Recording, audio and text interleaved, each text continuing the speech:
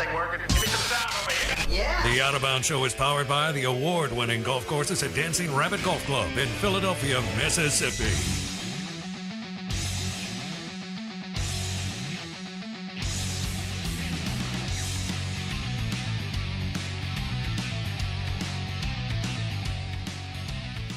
We are the Out of Bounds Show, driven by the all-new Nissan Pathfinder. Have you checked it out today? All-new body style from the Nissan Pathfinder. We have the Nissan plant not 5 miles up the road. And the all-new Nissan Pathfinder. All-new body style. Canon Nissan in Jackson. This is the Out of Bounds Show. 105.9 The Zone ESPN. You can watch the show on YouTube. Search Out of Bounds Sports. We're also streaming on the Out of Bounds radio app. We welcome in our friend Tom Luginbill, national college football analyst with ESPN. Lugs, how's your summer, bud? Well, it's just getting started, man. I'm doing good. Getting ready to hit a couple of camps with my son this coming weekend, and then trying to get as much lake time in as I can. No doubt about that. I've been on the boat a lot here lately on the lake. Where are you and your son going for camps, Lugs? We've got coming up. We've got Georgia, App State, and Wake Forest Friday, Saturday, and next Tuesday. So just got back from TCU last weekend, and so hopefully he's going to have some options, and we'll see. So it's fun for me because I get to go kind of tag along on this journey that I'm not generally a part of, because in the fall I never get to see him play. So soak it up, my man. What's that? Soak it up. Yeah, man. And so being in the field that I'm in and helping him navigate this space and all that, and then when I can go to camps, I'm going to go to every single one I can, because I know when the fall rolls around, I'm going to have limited visibility with him. Well, those are all. I've been on all three of those campuses. Those are beautiful. Oh, yeah. Athens, Wake, and Boone and App State are all fantastic in different ways. So that's going to be a lot of fun for you.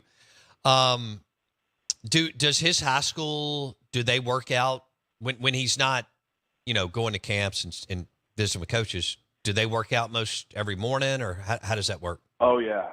Yeah, in the state of North Carolina where I live, they have very lax practice rules, in the sense that it's kind of up to the individual high school. If they want to go out on the field every day and do drills and have somewhat of what I would call a semi-practice, they're able to do that. They're able to train indoors. They're able to lift weights. He's going to be starting on Monday. Now, he'll miss Tuesday because of the Georgia camp, but they'll be Monday through Thursday every week, and then he has 2 state-mandated dead periods. One's right around just before and just after July 4th, and then one is the week prior to when they go to training camp. But aside from that, man, it's year-round. I feel like he just got done with spring ball, and now they're going right back into practice again. That's awesome. Yeah. I know you're excited. Tom Luginbill, ESPN, on the Out of Bounds Show, going through the recruiting journey with his son as they'll hit Georgia, Wake Forest, and App State here over the next week. Luke, I was looking at the schedule, and I think I'm getting excited about Alabama or Texas and Alabama and Tuscaloosa primetime on the network that you work for. Yeah. Last year's game drew an insane, as you know, amount of eyeballs. This year will too. Because Texas is just such a big brand. Quinn Ewers got knocked out. Texas played their tail off. Tell me what you think. I mean, Sark is trying to get it there. I think he's a much better OC than head coach. But what do you see with Quinn Ewers, and do you think he is legit? And do you expect him to make a jump, and that this could be another fantastic ball game under the lights in Bryant-Denny second week of the year? Yeah, as it relates to Quinn, I think the one thing that we've all got to recognize, and I kept trying to state this prior to last year when all of this hype and everything was surrounding this kid, I was trying to remind people, he hadn't played organized competitive football in almost 2 years prior to last year because he missed his senior year, decided to enroll early at Ohio State, never even attempted a pass in a game at Ohio State. And so up until he opened the season last year, we kind of sometimes gloss over the fact that experience counts. And when you're talented and you're highly anticipated and everybody has this expectation of you to be this guy that everybody on paper says you are, but you haven't played, that is going to have a role. There is going to be a factor to that lends to growing pains. And I think we saw some of that from Quinn Ewers. I think the biggest thing for me with him is he has got to somehow come up with a way of being consistently productive, whether it's quarter to quarter, half to half, week in and week out. He was way too much of a roller coaster last year. And I think that there's a couple of things that stood out to me about him that I thought when things were going well, it was really good. But then when things were going poorly, he reflected that maybe more than any other player. And that's in the realm of body language. And when you watch him, things are going good, and he's really nonchalant, and everything looks easy and effortless, and you're like, man, this guy is a cool Joe, blah, blah, blah. And you don't really realize that exact same attitude or that exact same process when things aren't going well comes off really bad. And this last offseason, I think, if you notice, he's kind of starting to change his image a little bit. Cut his hair, looks different. He's gotten in better shape. I think he's one of those guys that kind of realized I need to work on my own personal persona from a leadership perspective, how I'm viewed, how I'm perceived, the look on my face, how I handle myself when something bad happens. And I think that was really the focus kind of his offseason, of changing some of that stuff. And you know what? You don't realize that maybe you need to address some of those things until you've gone through a season and you have performed inconsistently. And when things haven't gone good, you don't look good because of how you carry yourself. And I really think we'll see a little bit of a different type of guy, or at least I hope we do, in regards to that. Now, I will say this. With that matchup, there is, as I referenced, value and experience, right? I mean, they're catching Alabama at the perfect time. Because at that time, Alabama may not know who they are yet at quarterback. Or if they know who their quarterback's going to be, maybe he's not going to be overly productive yet because guess what? He hasn't played. So, I think that's the value in this matchup that adds to an advantage for Texas is they know who they have under center. They know who they are. They're now in year 3 in this offense. They're going to have exceptional skill around the quarterback. Obviously, Bijan Robinson's a huge loss. They're going to have the best offensive line they've probably had there in 15 years. Which, by the way, I don't know if I've ever shared this with you, Bo. Did you know that it has been 21 or 22 years since the University of Texas has had a first-round draft choice in the offensive line? How does that happen, Tom Luginbill? I have no idea. It's mind-boggling. But anyway, it just got me thinking because this is going to be a very good group up front in the offensive line, and it's probably going to be the best defensive football team they've had. I don't think they're a great defensive football team, but I think they're a pretty good defensive football team. Well, they've got a great defensive coordinator. I know that. Yeah, they got a good coordinator, but they don't have, they don't have all of these marquee guys up front that they're going to eventually end up having to have if they want to compete in the SEC for an entire conference schedule. They don't have that yet now, but they're primed to. If there was an opportunity to make a leap and to make a statement, this would be the game because of when they're catching Alabama. For our listeners, Texas plays at Alabama September 9th under the lights, ESPN primetime. It will be the ratings will be insane. We're talking about Quinn Ewers, who was highly touted out of high school, goes to Ohio State, transfers to Texas, was actually having a pretty darn good game against Bama, gets drilled, he's out. Y'all know the story, Bryce Young magic in the fourth quarter, and Bama pulls it out last year in Austin. But it was a heck of a ball game. I think Lugs is right. Bama, we don't know what that's going to look like. Is it going to be Buckner? Is it going to be Ty Simpson? I don't think it's going to be Milroe, but it may be. What are they going to look like week 2 early on under Tommy Rees? And then Luke's just made a great point. I mean, Texas hasn't had a first-round offensive line pick in 21, 22 years. I remember Connor Williams went like second or third round to the Cowboys several years ago out of Texas. I'm sure they've had some others, but that's hard to do. I could be the Texas O-line coach and get an offensive lineman in the first round in 10 years, over the 10-year stretch. Would you describe the talent gap between and what you think it is as head of recruiting for ESPN? Would you describe the talent gap between Texas and Alabama right now?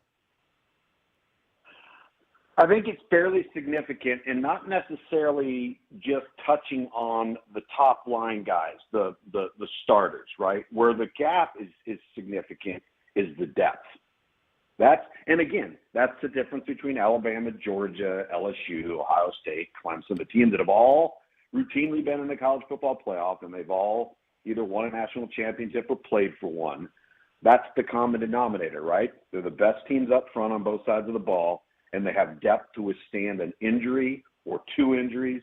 The drop-off in talent when, let's just say, a premier marquee player goes off the field, the guy that's replacing him probably isn't the same guy yet. He might be, but he might be a little bit more developmental, whereas in Alabama's going to have a guy, or Georgia's going to have a guy that's going to hop right off the bench, go out on the field, and you might not even notice that he didn't play. Like, I'll give you a prime example.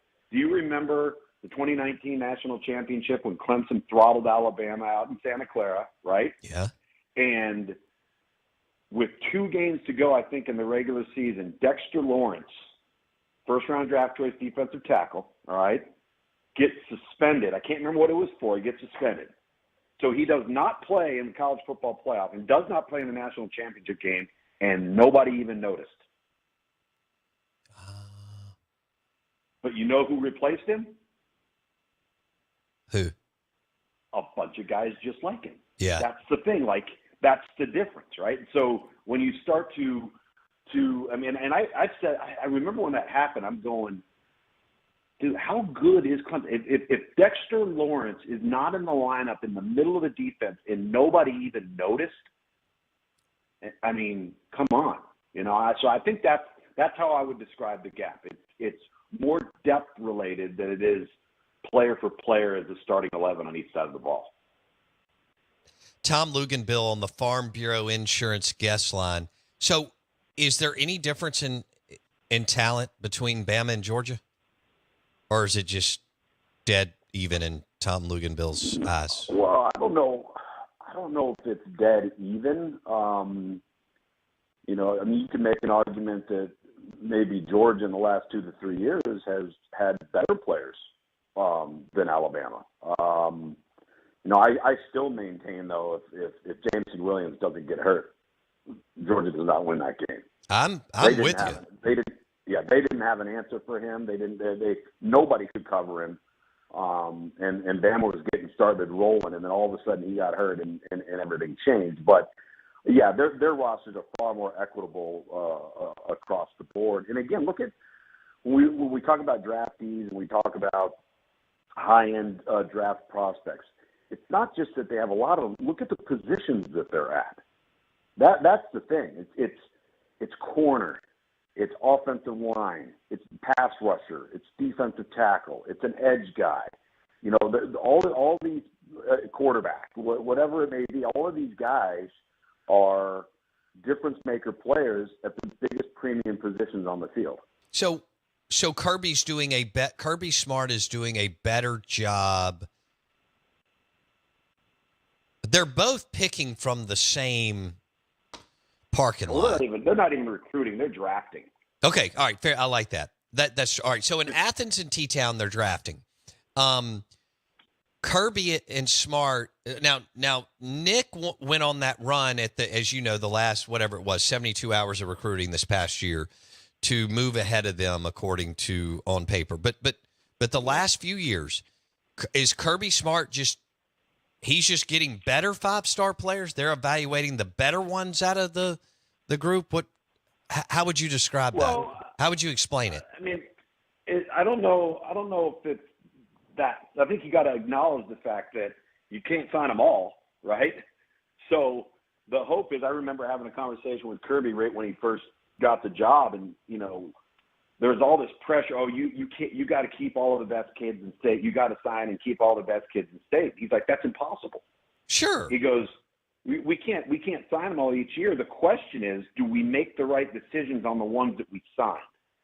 Like, for example, I get that you can't let a Trevor Lawrence, a Deshaun Watson, a Raekwon McMillan, a Von Bell. These are all Georgia kids, by the way.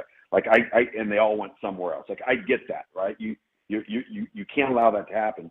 And especially if you decide to recruit and sign somebody else in state and it doesn't pan out and those other guys do. That's where I think Georgia and Kirby Smart have really, really turned the tide in Athens.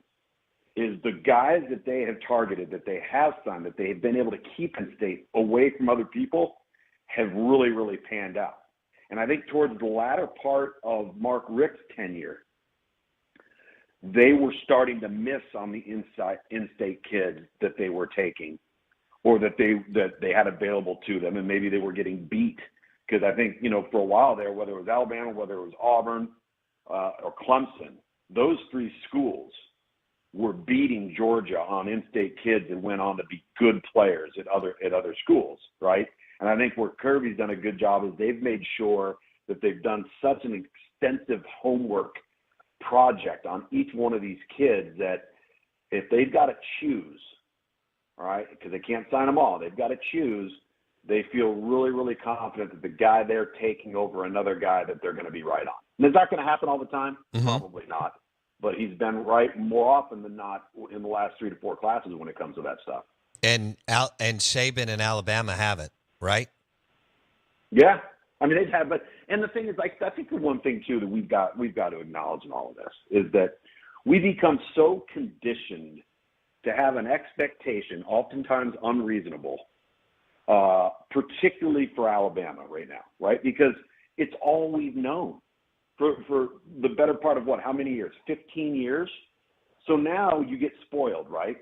And all of a sudden, and this happened to Clemson the last couple of years, you go 10-2 and everybody thinks you stink.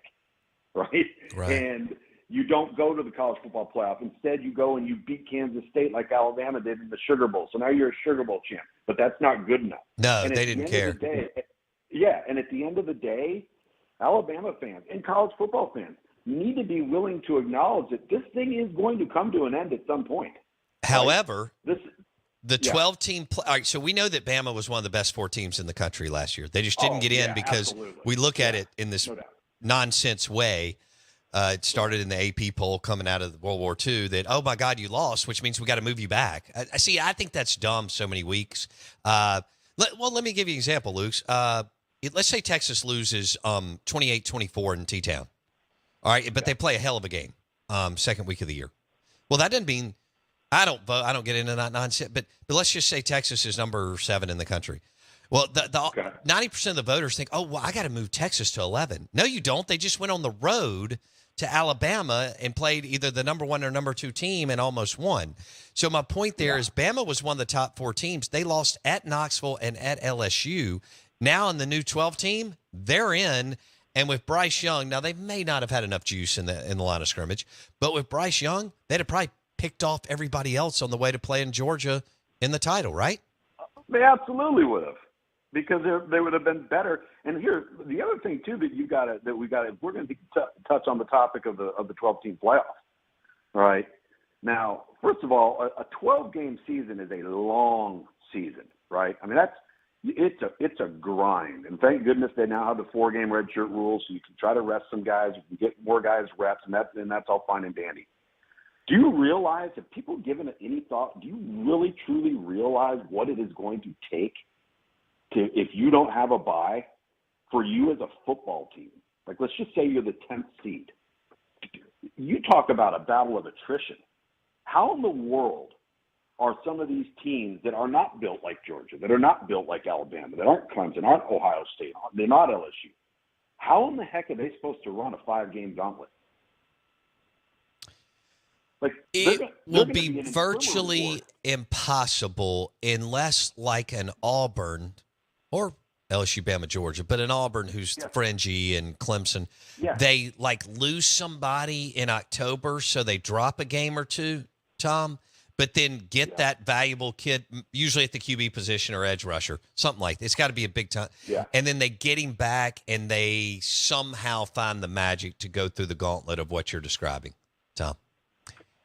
Yeah, and I tell you, and again, if we're talking about teams that aren't established with the depth of a Georgia and Alabama, but they make the college football playoff, I don't know how their roster is going to hold up through that period of time. It's not. They're not going to have enough. They're not going to have enough horses in the stable. No, they're just not. It'll come down to Georgia, LSU, and Bama, and every now and then Ohio State. Maybe Clemson gets back. I don't know what Dab. I know you're very locked in and to a certain extent close to that program. I don't know if they can find the magic again, but however, for Dabo and Clemson, the 12-team playoff is a gift because the ACC is weak, and the way they run that program. I know Norvell's coming. We'll see what Cristobal does. I'm not sold, but the 12-team playoff will be a gift for them because they can drop a game, possibly even two, and they're in every year, Luke's. So that's a good thing for them.